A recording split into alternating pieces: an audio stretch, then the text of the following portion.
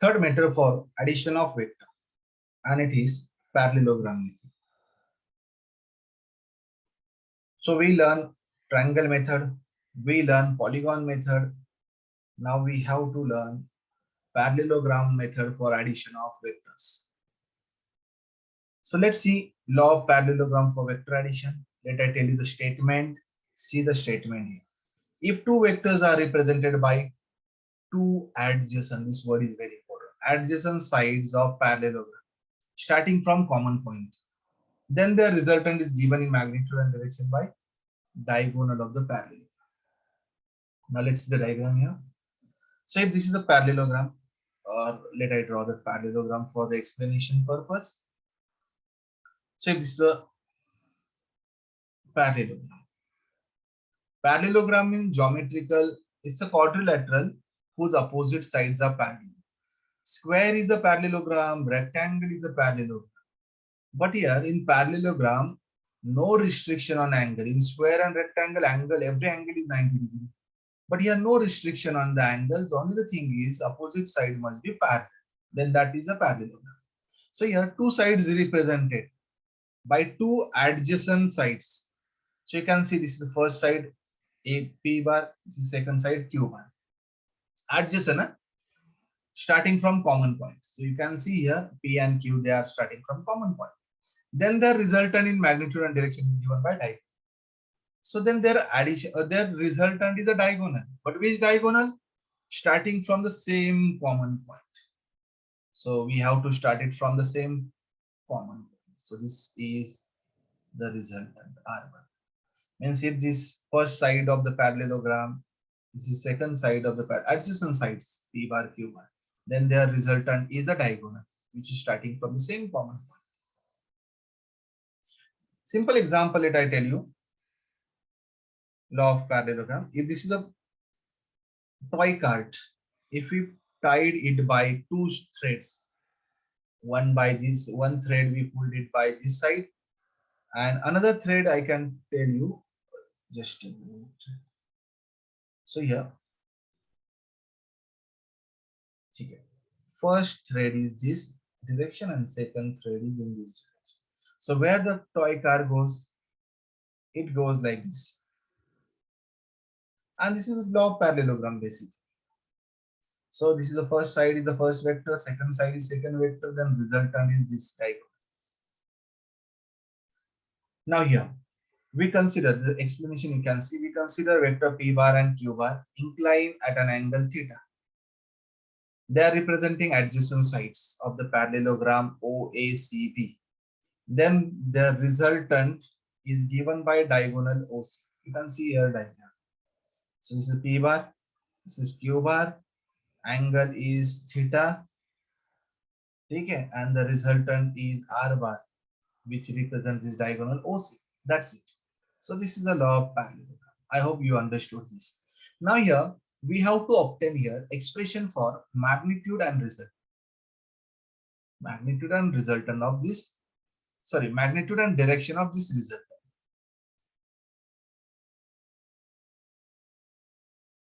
You can remember these lines only. If two vectors are represented by two adjacent sides of parallelogram, then the resultant is given resultant is given in magnitude and direction by diagonal of parallelogram.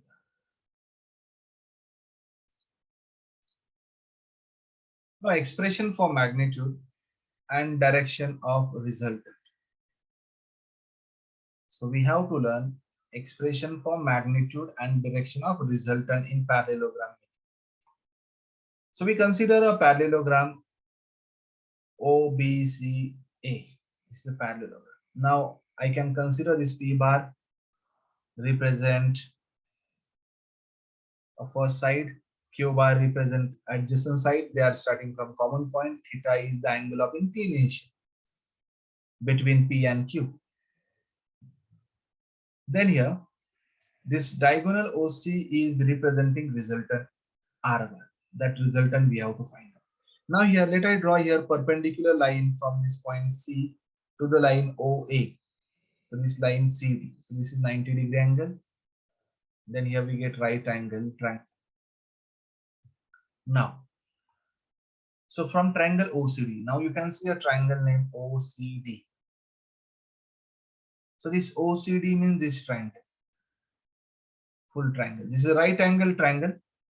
Now you can use Pythagoras and tell me OC square is equal to how much? This OC square is the hypotenuse. Hypotenuse square is one side square plus another side. So OD square plus CD square. So this is OD and this is CD. Okay, this is OC square. Now after that, this OD, we can write this addition of what? OQ and QD. So I can write, sorry, OA. So here they written name A. So here this is a Q. So I erase this Q. See here, it is, this Q is here. Huh? It's a printing mistake. Now this side OA and AD. Addition of these two sides is OD. So OA and AD I written here. OA and AD. OD square, so OA plus AD bracket square. Now we can use A plus B bracket square expansion. So you know that A square plus 2AB plus B square. So by using that I can write OA square plus 2 OA into AD and this AD square and this CD square as it is. Then after that, you can see this AD square plus CD square. That I can rearrange the term and that I written here AD square plus CD square. This OA square as it is, 2 OA AD I written at the end. Then from triangle ACD, by again I apply Pythagoras and tell me AC square is how much? AC square is AD square plus CD square. So this AC square is equal to AD square plus CD square. This AD square plus CD square is AC. So you can see here this AD square plus CD square is AC square.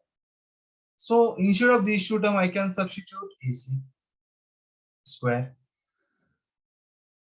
Okay. So by Pythagoras we can write this as well as AD is equal to AC cos theta. So cos theta.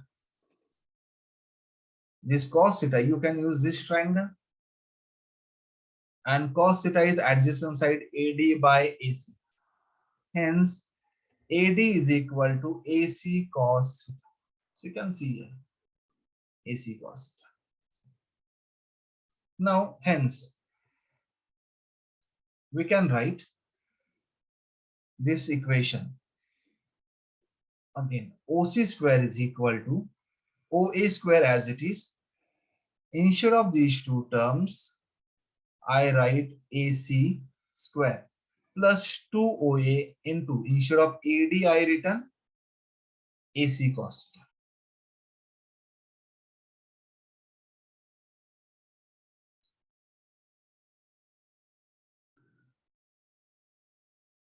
After substituting this OC as a R, OA as a P and AC is equal to OB and it is equal to the Q, we get R square is equal to P square plus Q square plus 2PQ cos theta. So this equation we get for R square. Now R is a resultant. R is a resultant and its square we get. So we have to write formula for R. So we can write R is equal to under root P square plus Q square plus 2PQ cos theta. And this is the expression for magnitude of resultant in parallelogram method. After that, we have to obtain expression for direction of resultant. Now we consider here this resultant R bar is inclined with an angle alpha with the vector P bar. And then this alpha gives us the direction of this resultant. Because if this angle alpha is 45, we come to know that what is the direction of this arc. And if alpha is 90, then you know that direction is upward. So obviously this alpha gives us the direction of resultant. So we have to find out alpha. So from this triangle OCD, you can see, you refer this triangle OCD. So this O, C and D, this triangle. In that triangle, tan alpha is equal. Tan means opposite side CD divided by adjacent side OD. So again this OD we can write OA. So this Q is not here, it's a printing mistake. So we can write OA plus AD. So OA plus AD we can write instead of this OD. Then this tan alpha as it is. Only the thing is here we have to substitute AD is AC cos theta. We can substitute this AD is equal to AC cos theta.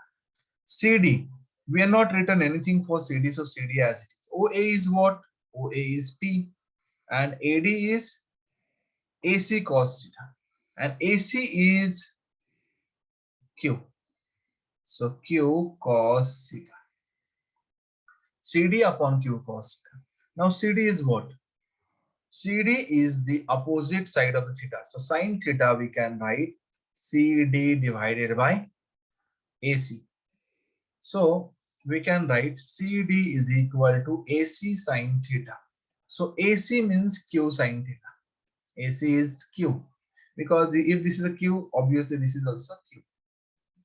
So we can write Q sin theta. So we get the final formula Q sin theta. Instead of CD, we have to substitute Q sin theta. This one. Q sin theta divided by P plus Q cos theta. And this is the final expression for tan alpha. Then by using that, we can write alpha also. You can see. So we substitute here AD, CD. Then we get this tan alpha is equal to this Q sin theta divided by P plus Q cos theta. Then we have to write formula of Q. So sorry, alpha. So tan we can shift to that side. So it is a tan inverse. So alpha is equal to tan inverse Q sin theta divided by P plus Q cos theta. And this is the expression for direction of result.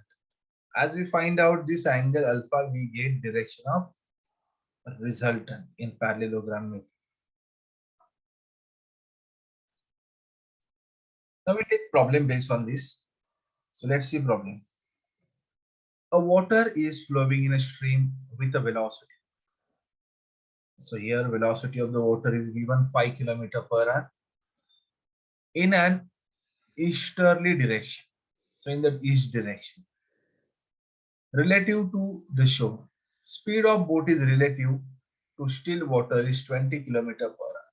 If the boat enters the stream heading north, with what velocity the boat actually travel. Now let's see here what they given. So see, you can see a diagram. So on paper, you remember this is east direction, this is west, this is south, and this is north. So boat is moving easterly direction. So this direction. So it started moving in this direction with the speed 20 km/h. You can see. If boat enter in a stream heading north, it is a stream heading towards north. With what velocity will the boat actually travel? So here, water is flowing. Water is flowing 5 km in the easterly direction. So in this direction, in the direction east, you can see here. So this is the direction of water. Relative to the shore, if speed boat to the still water is 20 km/h, speed of the boat is 20 km/h. If boat enter stream heading north, so it is towards the north. So what with velocity boat actually travel? So this is the speed of the boat, this is speed of the water, and actual speed we have to find out. So we get the speed in this direction. So we can use a parallelogram method. So you can consider here this is a parallelogram, and here this is 5. So this is also 5 km/h. and then angle, this angle between this P and Q is 90. So you know that. So here P is 20, Q is 5, and angle between P and Q is 90. So we can write R is equal to P square plus Q square plus 2PQ cos theta. So I can write here 90 angles. So cos 90 is 0. So these get cancelled.